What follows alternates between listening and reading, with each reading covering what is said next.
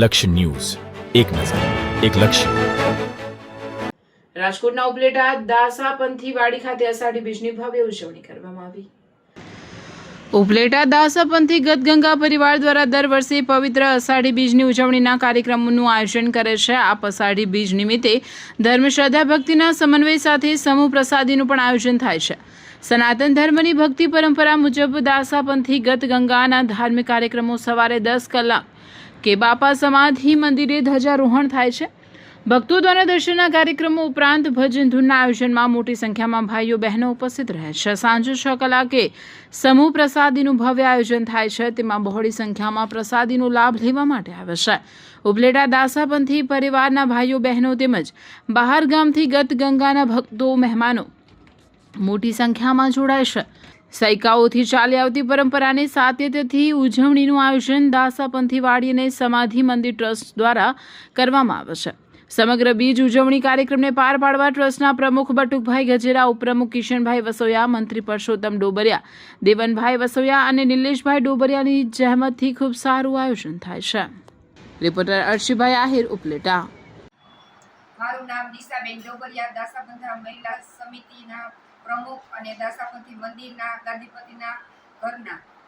અમે અષાઢી બીજ નિમિત્તે ગતગંગા મળી અને સાથે ભોજન પ્રસાદ લઈ ધ્વજારોપણ કરી, દાસા બાપાના મંદિરે ધજા ચડાવી, રામાપીના મંદિરે ધજા ચડાવી અને ગતગંગા મળી સાથે જમણવારનું મોટું ભવ્ય આયોજન કરી 12 ગામના બાંદરપર, ખડિયા, જામકા, ધારી, અમરેલી બધાના અતિથિ મહેમાન આવે, જામનગર બધા મહેમાનો બહુ ભાવપૂર્વક અમે કાર્યક્રમ ઉજવી છે. અંદાજે કેટલું જ માણસ જમતું? અંદાજે 2500 થી 3000 જેટલું માણસો પ્રસાદ લે છે. હા, દર વર્ષે અષાઢી બીજે દાસાપંથી ગતગંગા પરિવાર આ ભવ્ય કાર્યક્રમ યોજે છે. સત્સંગ અને મહિલા સત્સંગ મંડળ અમે દર બીજે અમારી ઘરે હોય છે અથવા દાસાપંથી વાડીમાં રાખીએ. મારું નામ દયાભાઈ ગજેરા, શ્રી દાસાપંથી વાડી ટ્રસ્ટના ટ્રસ્ટી તરીકે આજે અષાઢી બીજના પવિત્ર દિવસ નિમિત્તે સનાતન ધર્મની પરંપરા મુજબ દર વર્ષે ગતગંગાની સમૂહ પ્રસાદીનું આયોજન થાય છે. આ પ્રસંગે બીજની ઉજવણી પ્રસંગે રામદેવપીર મંદિરમાં ધ્વજારોહણ કરવામાં આવે છે. દાસા બાપાના સમાધિ મંદિરમાં પણ ધ્વજારોહણ કરવામાં આવે છે અને ત્યારબાદ સમસ્ત ગતગંગા પરિવારના ભાઈઓ બહેનો અને બહારગામથી પધારેલ તમામ મહેમાનો સાથે સમૂહ પ્રસાદીનો કાર્યક્રમ પણ થાય છે.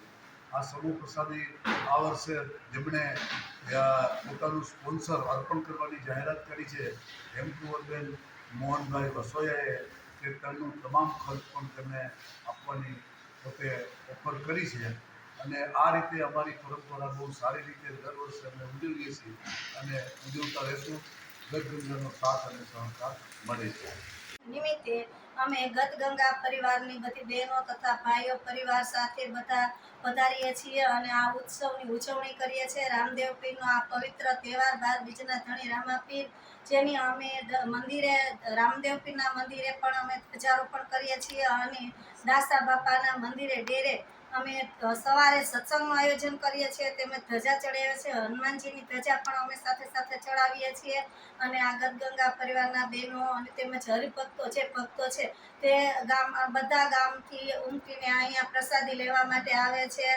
બાદલપુર, ચામકા, રામપરા, ધારી, જે પ્રભાતપુર, બધા ગામના એમ કે બધા જે ભક્તો છે તે બધા પ્રસાદી લેવા આવે છે અને બધા આનંદથી આ તહેવારની ઉજવણી કરીએ છીએ. ત્યારબાદ રાતનો અમે સત્સંગ પણ રાખીએ છીએ અને દર વર્ષે દર મહિને સત્સંગનું બીજને દિવસે અમે સરસ મજાનું આયોજન કરીએ છીએ. બહેનો દાસાપંથી મહિલા સમિતિની બહેનો ખૂબ જ સરસ સત્સંગનું આયોજન કરે છે અને ટ્રસ્ટીઓ તેમજ અમારા ભાઈઓ અને બહેનો બધા ખૂબ સાથ સહકાર આપે છે. યુવાનો પણ આ સેવામાં ભોજન સમારંભમાં ખૂબ સારી સેવા આપે છે. આવી રીતે અમે સત્સંગમાં પણ 1 રૂપિયો લેતા નથી અને પ્રસાદીનું બધા બહેનો દ્વારા આયોજન કરવામાં આવે છે. આવી રીતે અમે અષાઢી બીજની ખૂબ જ સારી ઉજવણી કરીએ છીએ. જય રામદેવ પીર.